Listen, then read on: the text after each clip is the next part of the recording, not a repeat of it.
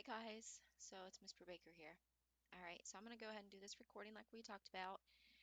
So as I was thinking about how to do things and make it like the best way for you and for me and for our time crunches, because I have about I'd say 40 minutes before I have to leave. Um, but anyways, so remember that I went ahead and moved the Declaration of Independence and due tomorrow the quiz, okay?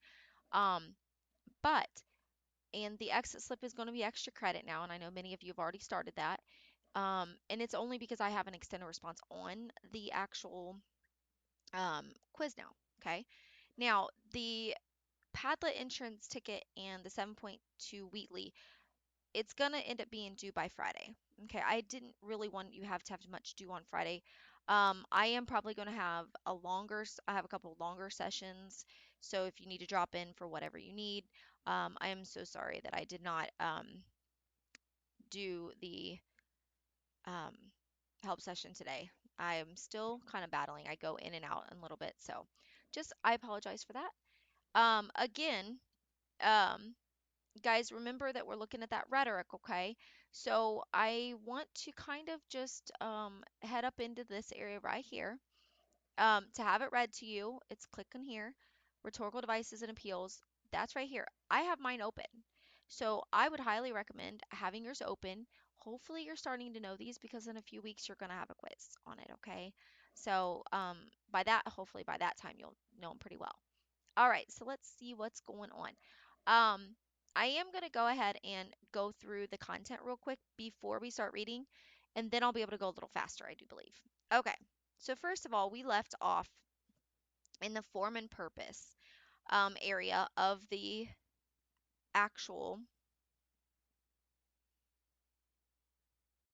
All right, so I was talking apparently and didn't record anything for about 5 more minutes. So, all right, so his purpose is made clear. Jefferson structures the document so that the next step to lay out the justification for the colonists' bold actions. So we have the separation, and so the separation is Jefferson and the colonists are not separating themselves from Great Britain on a whim. They believe that it has become necessary to do so. There are no other options. Guys, Benjamin Franklin actually went to England and was trying to get them to listen and was like, look, these are what's going on. This is what's going on with the colonists. They're upset. He tried actually to intervene to no avail. That's actually how we knew they knew founding fathers knew that there was no other course of action. Then the separate and equal. Jefferson names what he believes the people are entitled to, a separate and equal station. Um, so that also is in the framers of the Declaration. This is the divine right. So remember, we're talking when it says the creator, that would be God. Okay. So the framers believe that they have the divine right to take action. In their view, God has created a universe governed by certain laws. Remember, we talked about nature, right? You really can't mess with nature. Nature is what it is. And then under these laws, it's natural to sever ties with a government that abuses its people. That's normal. So that's what would be now necessary. But his idea is that it's out of respect to the fellow humans that the colonists actually make this public statement. Like that's why they're doing this. Instead of just like, boom, I'm going to go to war with you. You know what? You've messed with us and da da da. No, they're like, look, I'm going to let you know. I'm going to present their judgment, their thinking to the eye and the judgment of the world. Because remember, John Winthrop thought that we were the city on the hill. So other people were looking at us at all given times to see how we would react in terms of situations of conflict, right? So that would be another example. Now, again, Jefferson emphasizes that the colonists feel driven to separate from their mother country, even though this was not their original desire. And I'm going to tell you now, this caused families to split up. I'm talking fight. They did not even get along. The two people would not even be able to sit at the same table. Fathers and son were torn apart because some were Tories and some were not. They were loyalists, and some were patriots and some were loyalists, meaning they're loyal to the king. So the second paragraph of the Declaration is called the Preamble, and the Preamble lays the philosophical groundwork for the Revolution. presents a series of statements, each which follows logically from one before. So again, here's our rhetorical appeals of logos going to be used in a very obvious way. So Jefferson is going to be putting in logos quite a bit, okay? Because he wants to give you all the examples and the reason. He's putting his money where his mouth is. He's like, y'all are wrong. We're right. We deserve to be our own free country. And let me show you why. Okay. So again, the structural soundness of Jefferson's argument becomes plain to the readers as he systematically carries them through the rationale that has led him and the others to this momentous event in the severing of ties between the American colonies and Great Britain. So to explore how the preamble reflects the philosophy of the writers of the Declaration by selecting the highlighted sections in the text below. So, we hold these truths to be self evident that all men are created equal, that they are endowed by their Creator with certain unalienable rights. The representatives believe that the human nature is capable of determining certain truths. Now, I will tell you right now, in the original document, it said inalienable and not unalienable, but it was changed. And that's kind of like a revision type thing. But I've been doing some research trying to figure out whether it's true, if there's a difference or a differentiation that needs to be made by saying unalienable versus inalienable. So far, I haven't seen anything, so I'm still thinking that's okay. Um, that men are all created equal. Guys, England was this hierarchy class system. You've got your kings, you've got your dukes and duchesses, you've got your ladies and your lords, and then you get all the way down to the peasants. Guys, the colonists would have been, a lot of them would have been peasants, not necessarily the Puritans that came here because they had money. A lot of them did. And, but that's how they believed, is that you should have class and status. Whereas our colonists is like, no, you're equal because you're equal by definition. You're a human being. You were created by God. You have equal rights, period. Nobody can take that away.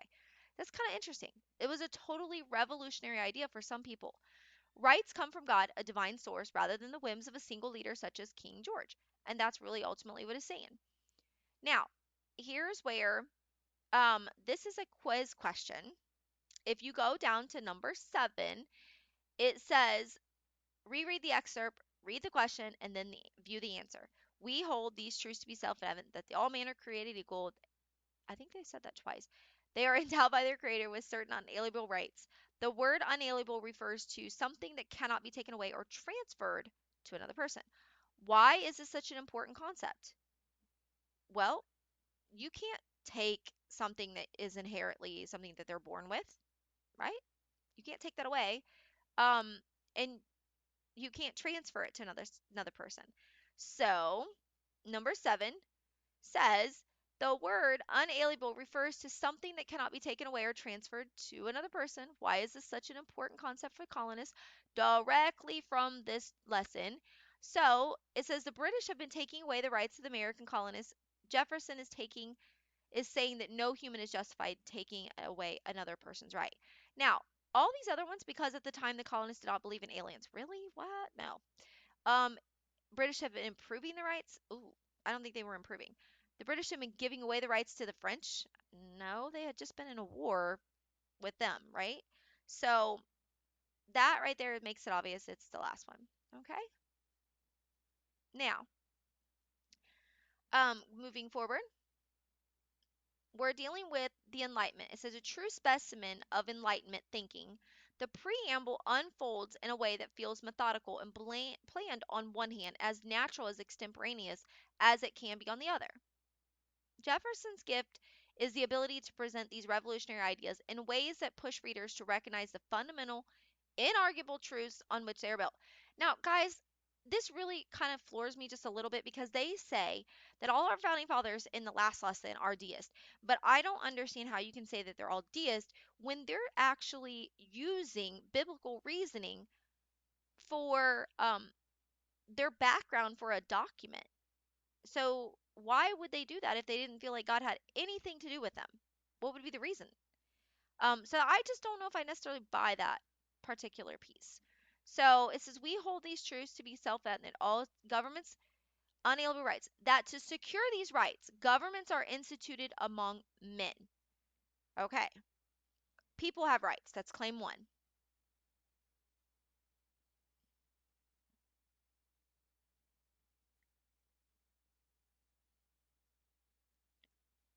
And here I am just,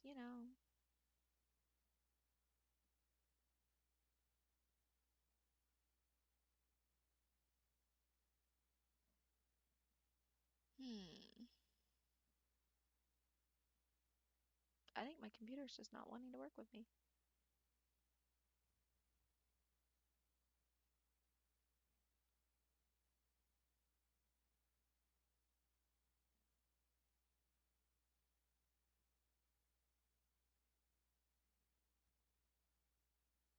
I'm pointing to the next. Y'all see that, right?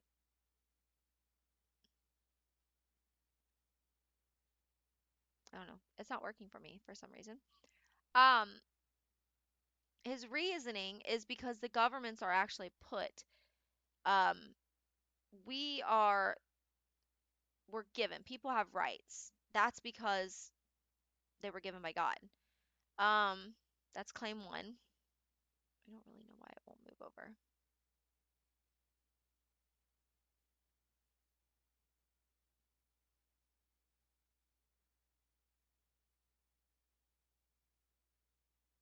I think I may have moved it. Maybe. I apologize. Nope, it's not working. So we'll just move on. Funny. All right. So although the Declaration, if it's a public document, it's not sterile or impersonable. I find that interesting because it says we as the whole governing people. So that use of the first person pronoun or like the um so it would have been I, but it's also we because we're all together. So we're dealing with the first person, examples. All right. So, why is this important? Everybody is what? The citizens of the new nation will need a sense of unity as they head into war with Great Britain. Um,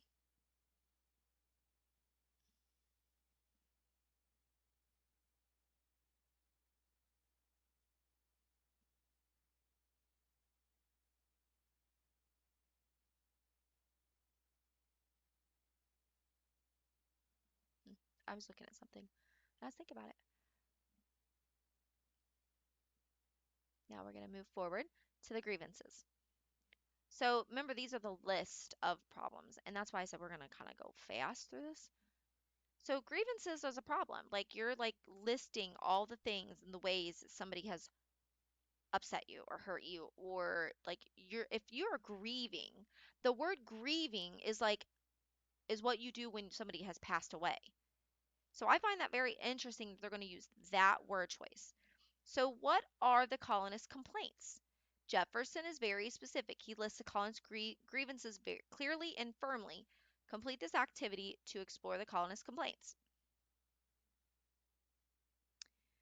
In the preamble ends with a bold statement and a statement that will come next. The history of the present King of Great Britain is a history of repeated injuries and usurpations, meaning that they're taking away. Like if you usurp something, you're stealing it from them. All have in indirect object the establishment of an absolute tyranny over these states.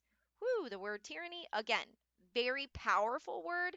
So this is why that's going to be that pathos right there.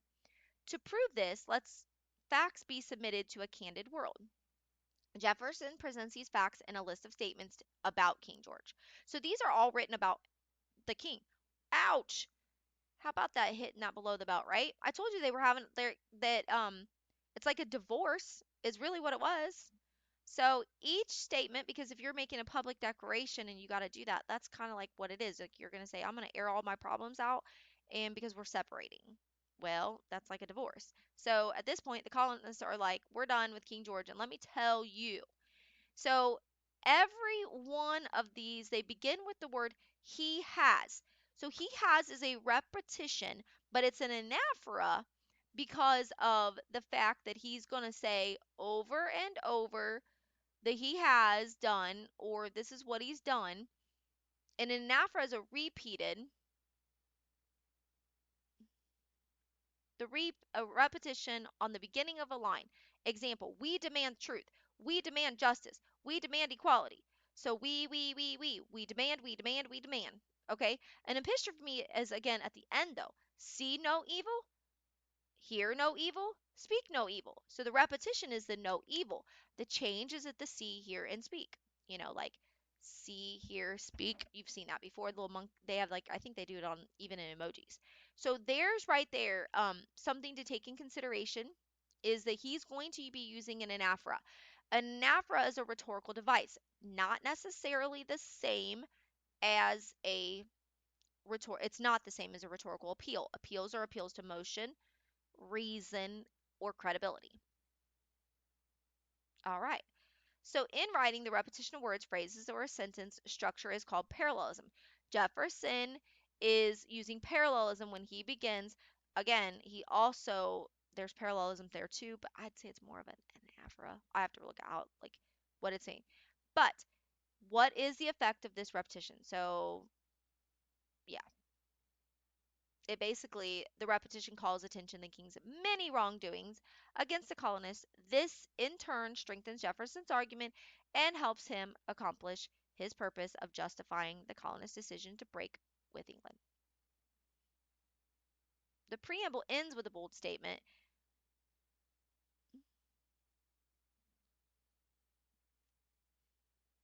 By the way, a grievance is like an indictment. So now there's an order of importance. So we're not just dealing with like chronologically, we're dealing with the most severe. Are designed persuasive arguments are designed to persuade the readers to take an action or change their thinking. Writers often present their strongest argument last. So this allows the argument to build momentum. So um, in this situation, Jefferson was trained as a lawyer. As the indictment unfolds, it builds energy just as a lawyer's closing argument might. So order of importance, we have the first one. He has refused assent to laws, the most wholesome and necessary for the public good. He has, and wholesome would mean that it would be good. It would be coming from God. That's what they meant by that. Um, he has plundered. Ooh, plundered. This is where there is parallelism right here. He has plundered our seas, ravaged our coast, burnt our towns, and destroyed the lives of our people. So every time you see plundered is a verb, what does he do? He plunders a noun, and then like ravaged is a verb, and it plunders a noun, our coast, and burnt our towns. Burnt verb, towns is and that's why it's parallelism, because it's the same repeated grammatical. It also can suffice um as an anaphora, because it says like the anaphora portion is he has refused, he has plundered. That's the anaphora there. Okay. He is at this time, and by the way, that's going to be an emotional appeal. If you burn someone's house down, it's gonna it's gonna play on your senses of emotions. He has at this time transporting large armies of foreign mercenaries. The word mercenaries, we all know, if you've ever seen like possibly like a Steven Seagal movie or whatnot, you'll know that that is um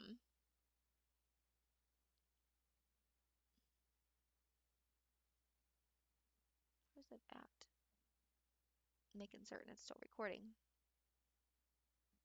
hopefully. All right, so yeah, it is. Um, mercenaries is like someone they're going to be sent to kill you, and so to complete the works of death, desolation, and tyranny. Again, very, very strong verb choices, which means that's again lending to your pathos. Already begun with the circumstances of cruelty and perfidy, scarcely paralleled in the most barbarous ages, and totally unworthy the head of a civilized nation. So he would be considered like the head of a civilized nation. Um, and that's kind of interesting. So we're going to explore. At first, the complaint is broad and general. It says the king has refused to, acknowledge certain laws, but doesn't say which ones. So it's real generalized. As the indictment progressive, Jefferson's outlines more specific, increasing serious complaints against the king.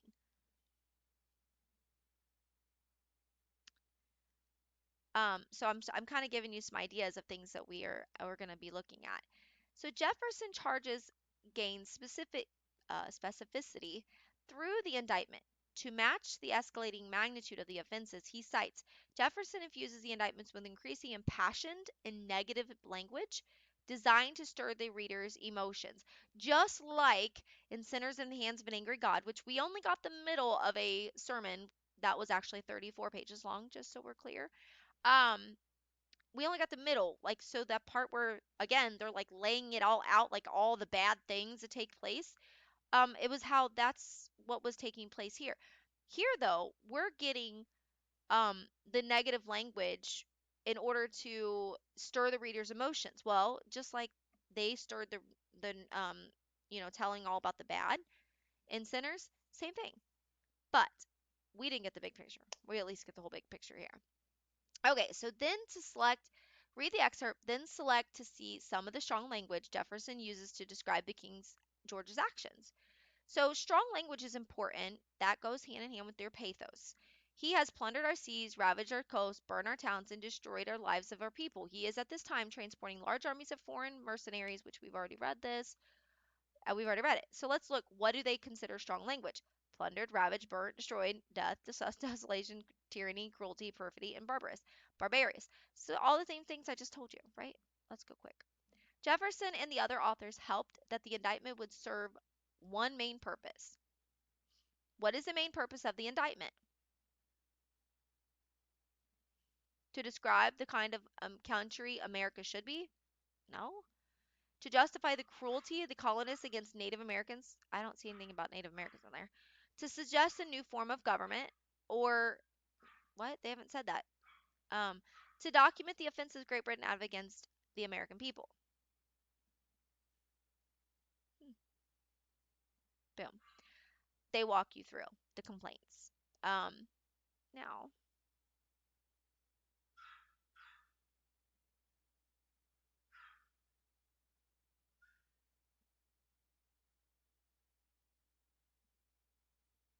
that's my dog going nutty crazy.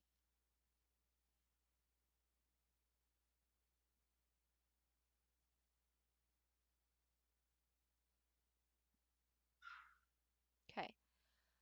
Um, so I'm going to go through another one of the questions. And this number, actually, I'm going to start with number 1. Which of the following best, we already did that, never mind. I apologize, guys. Which of the following statements best describes how the author views the relationship between the people and their government? Okay, so that is the question. So this is where best describes the relationship. So the people have the rights. This is number 2. The people have the right to change their government whenever they wish, even for small offenses. I've never seen that because remember I told you like it was repeated over and over. He wouldn't listen to Benjamin Franklin. The people have the right to change or remove their government if it infringes upon their rights and no longer represents their interests. Well, that's about right, yeah. The government is preserved because the people are invested in making sure their rights are secure from change. That is not true. Um, you're not preserved. The government grants the people inalienable rights such as life, liberty. Wait, what? The government? Wait, I don't remember that being one. Do you? Uh-uh. The government is not who gives us rights. This is what's clearly established in the Declaration of Independence, that it's God who gives us the laws of nature and then the laws of God. We talked about that. So let's see. What do we got here? And there you go. It is number 2. Because it's infringing upon their rights. So we know now. So this is our statement about relationships. So this is kind of like the government and their people. Now part B, this is number 3. Which of the following quotes from paragraph 2 best supports the answer to part A? To secure these rights, governments are instituted among men, deriving their just powers from the consent of the governed. B, whenever any form of government um, just becomes destructive of these ends, it's the right of the people to alter or abolish it and institute a new government. Or C, prudence and D will dictate the government's long established should not be changed for light of transient causes. Well, we're not talking about transient causes. These aren't just like the whims of people. Four, that all men are created equal, that they endowed by their creator with certain unalienable rights, and among these are life, liberty, and pursuit of happiness. Well, wait a minute. So, our people have the rights to change or remove their government if it infringes on their rights and no longer represents their interest. Well, we're not talking about the unalienable rights. Um, we're talking about infringement. So, whenever any form of government becomes destructive of these ends, it's the right of the people to alter or abolish and institute a new government. Let's see if I'm right. It is. It's B. I knew I was right. So yeah, guys, because if they are infringing on their rights, they're making it hard on the people. So that's a no-no. All right. Number 4, how do paragraphs 3 through 29 contribute to the key concepts, the colonies' independence from Great Britain?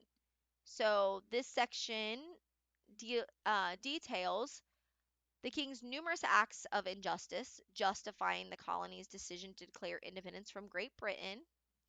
This section highlights how different the king's behavior is from those of the founding fathers. No, this is the grievances, remember? This is why we're looking at this. This section is included, so B's no. A, we can't say yes or no yet. I think it could be a yes. This section is included to discourage the king from continuing such offenses. No. Who have declared independence against the colonists who have declared. I don't, they're not trying to discourage, they're letting them know you're done. You have no rights over us anymore. This section lists the king's numerous acts of injustice in order to set an example for the newly established U.S. government. But wait a minute, we haven't fully established our government yet, have we? Has the Constitution been written? No. So they do go hand in hand. They're one with the other. So we probably can say it's A, and we're right. Okay. So there's the first 4 questions. So the second to the last paragraph of the Declaration has been called the denunciation. In this paragraph, Jefferson places blame on the British citizens as well as the British king. He concludes that because they have been deaf to the voice of justice, they are America's enemy in a time of war. Oh, so basically saying like if you sit back and do nothing when someone's taking away your rights or some you see the injustices being done, you're just as guilty. Oh, that's interesting. Um, so in your view, is this a valid assessment of the citizens of British? Why or why not? Answers are going to vary on this. Perhaps you consider Jefferson's view of an ordinary British citizen be valid, agreeing that their failure to rally to the colonists' cause, hold their government to the account in the misdeeds, makes them complicit. We've heard that word complicity. Yeah, it's a law term, right? Or perhaps you consider Jefferson's assessment of ordinary British citizens to be unnecessarily harsh, expecting too much of people who are just disempowered by their government as the colonists. Now, wait a minute. Now, wait a minute. Just because their government has enforced that doesn't mean they're disempowered because they can't take it away. They're given these rights. So that's my personal opinion there. You can believe what you want. That's why it's there. Now it says, now reread the final paragraph of the Declaration of Independence once more. Then answer the question in your student guide, which we're not going to do. We're going to go back to over here. We therefore, the representatives of the United States, we therefore the representatives of the United States of America in General Congress, assembled, appealing to the Supreme Judge of the world for the rectitude of our intentions, do in the name and by authority of the good people of these colonies, solemnly publish and declare that the United States of colonies are, and of right, ought to be free and independent states, that they are absolved from all allegiance to the British Crown, and that all political connections between them and the state of Great Britain is and ought to be totally dissolved, and that as free and independent states they have full power to levy war, conclude peace, contract alliances, establish commerce, and to do all other acts and things which independent states may of right do. And for the support of this declaration, with a firm reliance on the protection of divine providence, we mutually pledge to each other our lives, our fortune, and our sacred honor. Wait a minute. I don't think you understand the magnitude of that last statement. And for the support of this declaration, with a firm reliance on the protection of the divine providence. Guys, the providence was considered God. So divine providence. So so protection of God. We mutually pledged to each other our lives. Guys, they were willing to lay down their lives for each other. They're willing to put their fortunes on the line, and many of them did, as well as their own sacred honor. Because they believed so wholeheartedly in this document. They knew that they could be hunted down, they could be killed for their beliefs, that they deserved to be free, have a right to liberty, to have a right to life, liberty, and the pursuit of happiness. They believe that. They believe that all men were created equal and that nobody should have any higher authority over them, any man. And that's really important. And guys, here's the other thing. So many you guys people are saying they're deists, but look at the evidence right here. It says appealing the supreme judge of the world. There's the only supreme judge of the world would have been considered God, not man. They said just before in the paragraph before, the king has no right over us. Okay? Um and that's really important to understand. And I think that's powerful, if you ask me. That they're going to be like, I'm DONE done.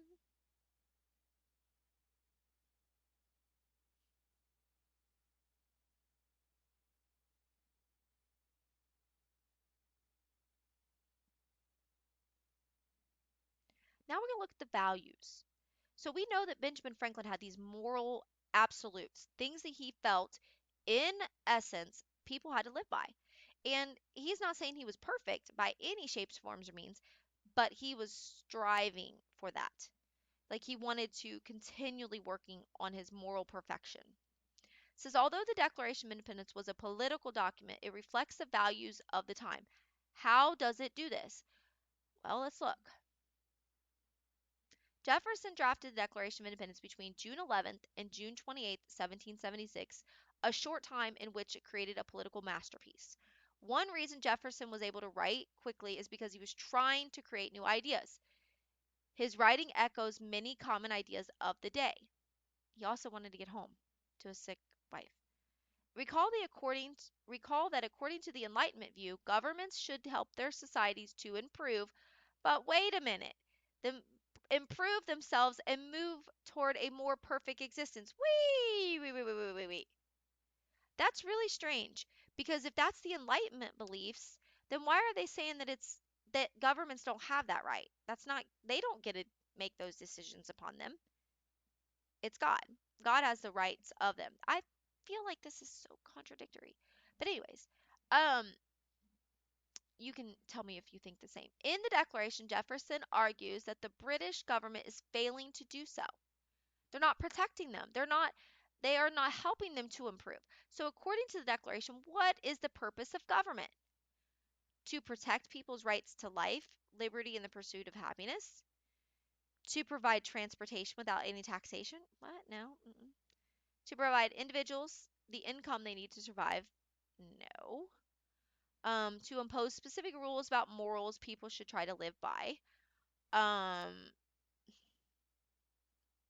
so is it morals to impose specific rules? Do you think they want them to tell them how to live? Or do you think that's infringement of rights? Or do you want them just to protect it? They want to make certain that they're just protecting. Declaration is secure, yes. These that to secure these rights. Governments are instituted among men. The Declaration is not a religious, financial, or economic document. Um, I don't can't necessarily say that's true because they're already talked about. I think there's aspects of all of that, and you can make up your own mind on that. So, according to Jefferson, how will the government established by the American states differ from the British government? Well, the new government will derive its power from the consent of the governed. So they have to consent to who's there. This is Jefferson's view in the only way in which the government power can be considered to be legitimate. Any government which rules without the people's consent, he argues, is tyrannical by definition. All right. This assertion aligns perfectly with the course of action that Declaration lays out, because with regard to the American colonists, the British government has lost the people's consent. It has lost its legitimacy or its right to rule those people. And so the Americans are compelled to form a legitimate government of their own. It's like you'd have like um an illegitimate child, right? You find out you have an illegitimate child, like they don't really belong to you. Well, that's how they were treating us. Like we were an illegitimate child. Because if you treated, you would not treat your own child like they're illegitimate. Like you would be like, oh, I'm going to give them the best things. I'm going to be nice to them. I'm going to make certain that they have nice things, that they're given all the opportunities. Well, here, that's not what they were doing to us. They're taxing us, making it harder on us, they're putting um, British troops over here. They're trying to institute their laws of religion, and none of that worked out well for them. We don't like that. Okay. Um, so with that,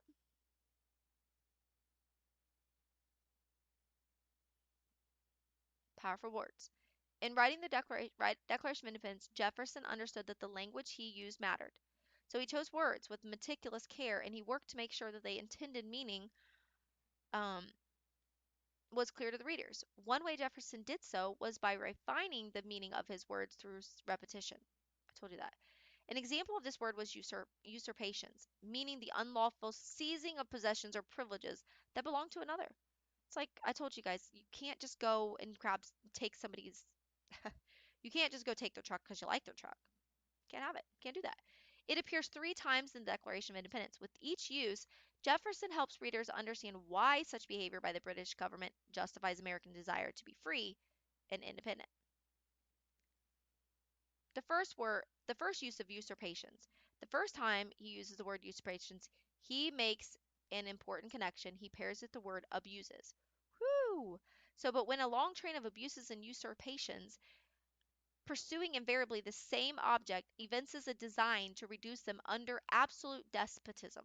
It is their right, it is their duty. Now, guys, duty meant that was a contract back in the day. And then during the forefathers' time, duty meant it was a contract. It was binding. It was a binding contract. So, like, if you shook someone's hand, that's a binding contract. That they didn't have like these long documents that you were going to pay such back. You shook their hand, you look them in the eye, and that was a part of what you did.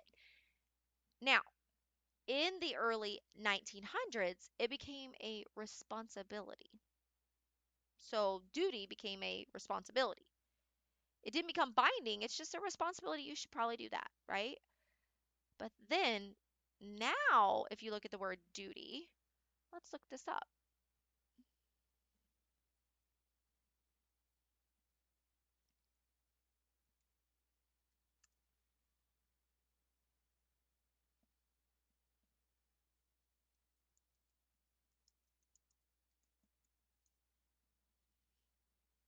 Hmm. A responsibility. Now, interesting that they have all of these right here. Let's do Webster's. See if it changes. I'm always interested. Something a person feels he or she ought to do because it's morally right. Dad says it's his duty to take care of grandma. What? So it's more they ought to do. That is not what they said before. They said it was a contract. So something you must do because of now here definition of obligation says that you must do because of a law, rule, or promise, etc. Something you must do because it's morally right. Definition of duty bound, having one's duty, obligated he was duty bound to help. It's really interesting. Um, Look, duty, Webster's Dictionary 1828. That which a person owes to another, that which a person is bound by any natural, moral, or legal obligation to pay or perform. Now, hmm,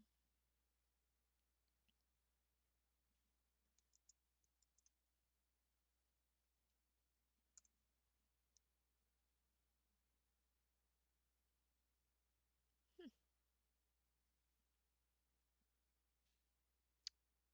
Origin and meaning of duty online. Um, obligatory service which ought to be done. No, that's not duty. Mm-mm. That's etymology again. Hmm.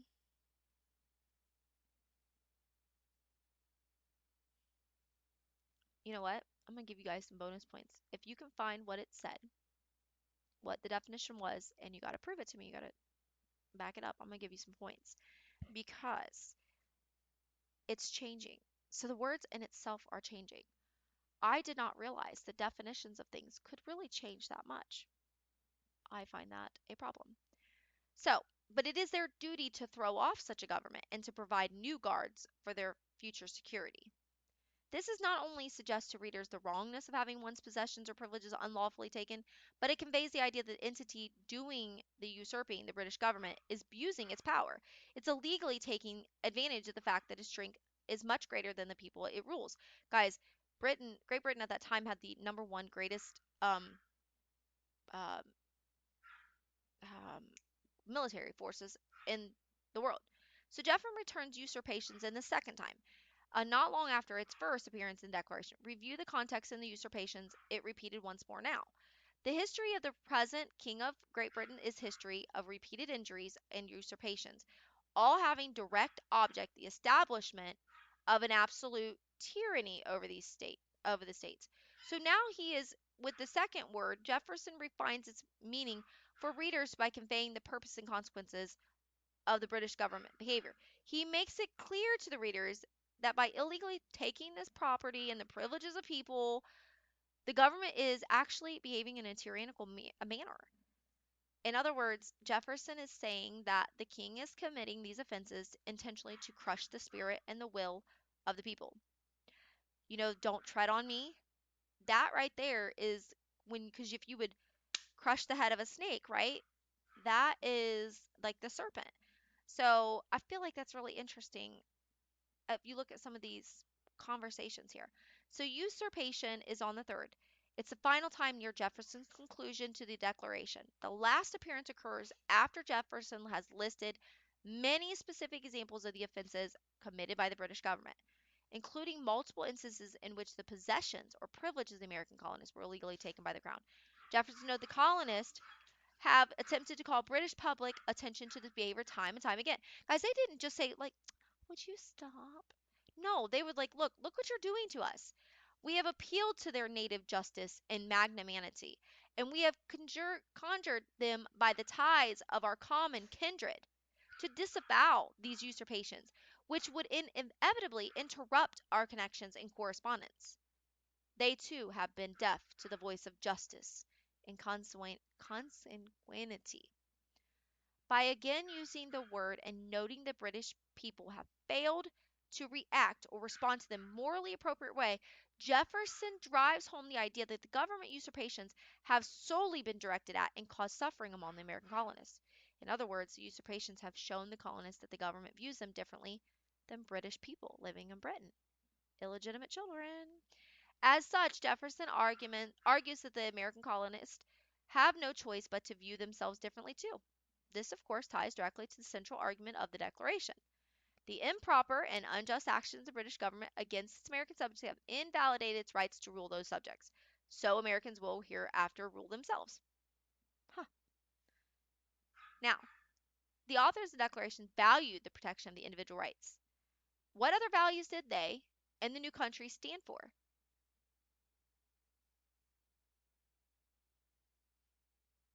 Hmm. Well, what do you guys think they stood for?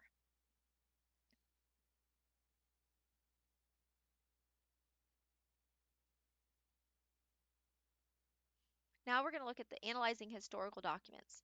So there's different ways when you analyze historical documents. I'm going to tell you right now, if you're looking at a historical document that was like it's a footnote is from 1900. No, don't do it. Don't allow it. Because here's what you need to be looking for. If you're looking at a historical document or somebody's referencing in a book that is, it should be referencing to the original document. It should be going back to the primary source. We have the ability, we have the capabilities. So if it's not, that's a problem. And you should not always necessarily trust the validity behind that. You have examined the Declaration in great detail. Now you will take an analytical look at three other important documents of our country's history: the preamble to the Constitution, the Bill of Rights, and the Lincoln Second Inaugural Address. We're going to do that another portion of time, okay? Because I feel like that's a little bit much for right now. We'll look at it next week, okay? Um, so I'm gonna just tell you we'll put this to the boom, okay? Um, put that to the side for a second because we can do that at the basically.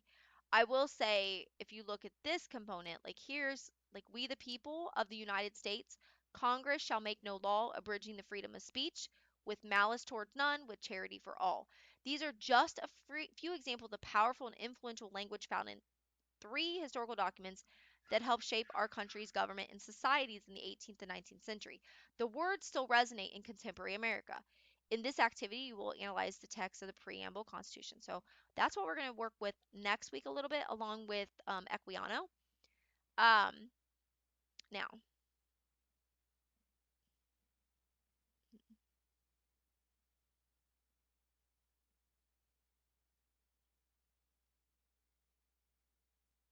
here we are.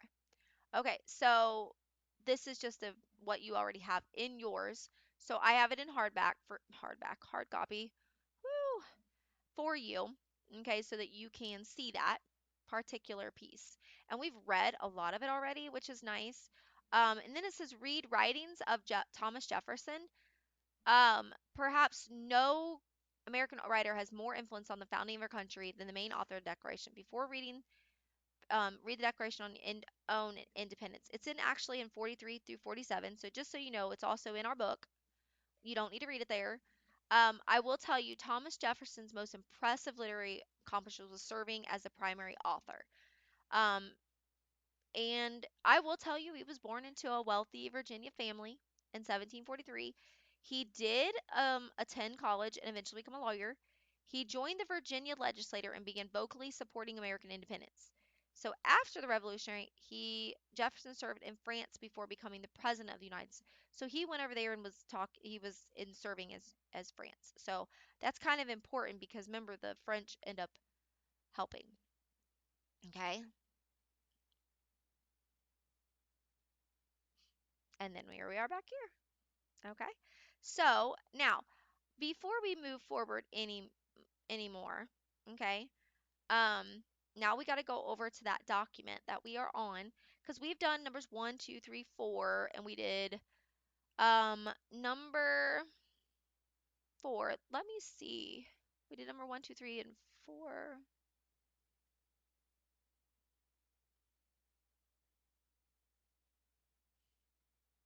Let's look at number 6 because this is about the preamble. We can do this one.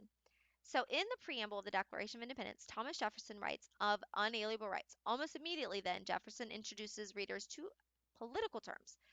A right is something that um, is something to which a person is morally and legally entitled, something that cannot be taken away by any other person or organization.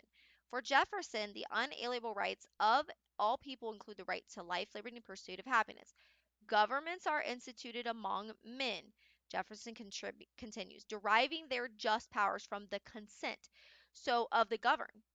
So based on the context of the context clues and important ideas that Jefferson expresses here and elsewhere in the Declaration of Independence, what does the word consent mean? Official permission or voluntary agreement to give authority to the government. B, the past tense of send. No. C, to deny permission of a government. No. Or D, occurs continuously over a period of time. No. A, official permission of a voluntary agreement to give authority. So they don't get to keep that.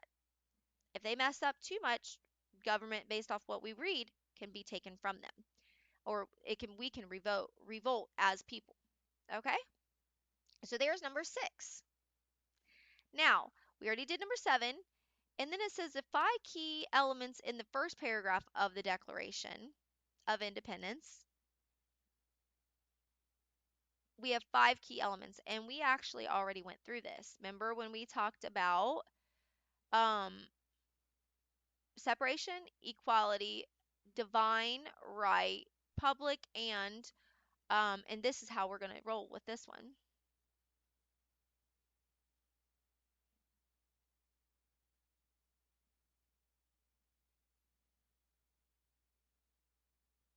We already have it over here too. Separation, equality, divine right, public declaration, motivation. Oh, I didn't see motivation. Did you guys see motivation? So it's A, motivation. That should say public declaration. So it's A. So number 8 is A. Now, so when in the course of human events, this is number 9. Look at me being nice to you guys. It becomes necessary for one people to dissolve the political bands which have connected them to another. A decent respect to the opinions of mankind requires that they should declare the causes which impels them to the separation. So why do they do it? So according to this sentence, what is the main purpose of the Declaration of Independence? Well, I think we did that, didn't we? Is it to convince the people to think about the value of freedom, to outline the injustices suffered by the colonists, or to disguise the real reasons for separation with Great Britain, or it is to make a public statement or an official statement for the separation from Great Britain? It's A. That was also in the classroom. And we did it. So there you go. So that was number 9. So why does Jefferson present his most powerful argument last? We talked about this as well. Um, in the list of grievances. He wants readers to remember the worst of the king's actions. He wants to appeal only to his readers' sense of reason. He wants to summarize his previous argument for readers. He wants readers to empathize with England. Well, obviously not empathize with England. No. And he wants to summarize his previous argument. No, that's not even what he's talking about. He wants to appeal to his readers' sense of reason. He's already doing that. So it's obviously it's A. So A. So that would be number 10. Look at us go. Now, you have 11. Match the value from the Declaration of Independence. What are the values? So, whenever, so these would be equality, right, safety, happiness. So these are the things that we value, okay? Whenever any form of government becomes destructive to these ends, it's right of the people or to alter or to abolish it. Endowed by their creator with certain unalienable rights, laying its foundation on such principles, and organizing its power in such form as um, to them shall be most likely to affect their safety and happiness. And all men are created equal. So right now, all men are created equal. 1, obviously, right? And then laying its foundation, endowed by their creator with certain unalienable rights, right? I would say that's rights. That's number 2. Okay. And then destructive of these ends, the right of these to the people to get rid of it. So I would say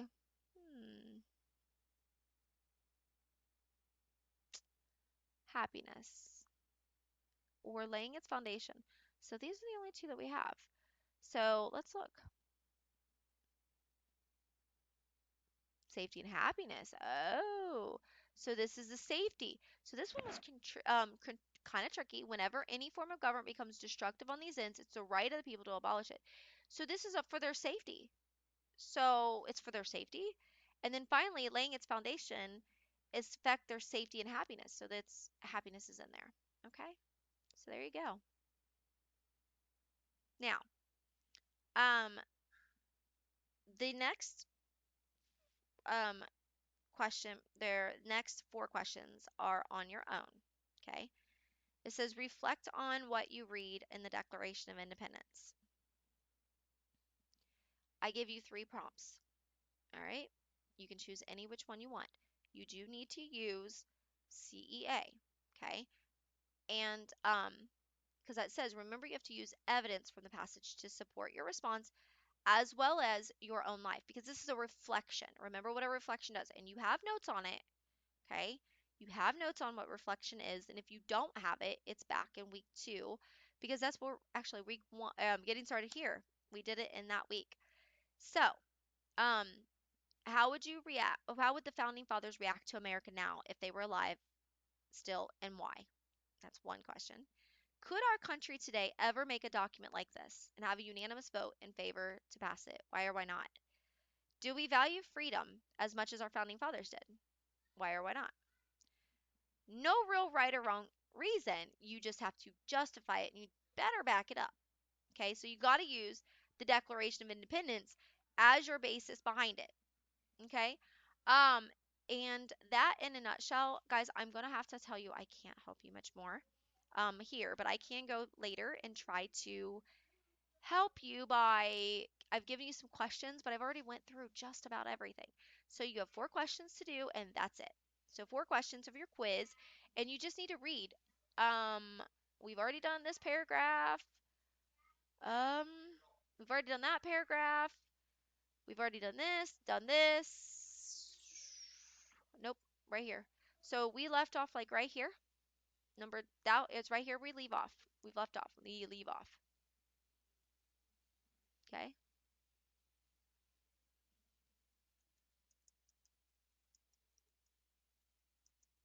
Okay? And there you go.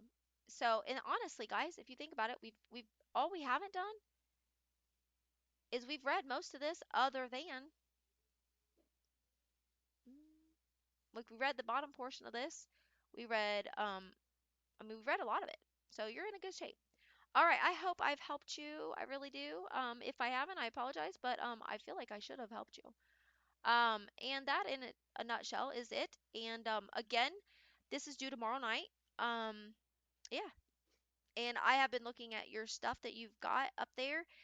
Keep working on that and keep doing because I've been given some comments already. See you later. Bye. Have a good weekend.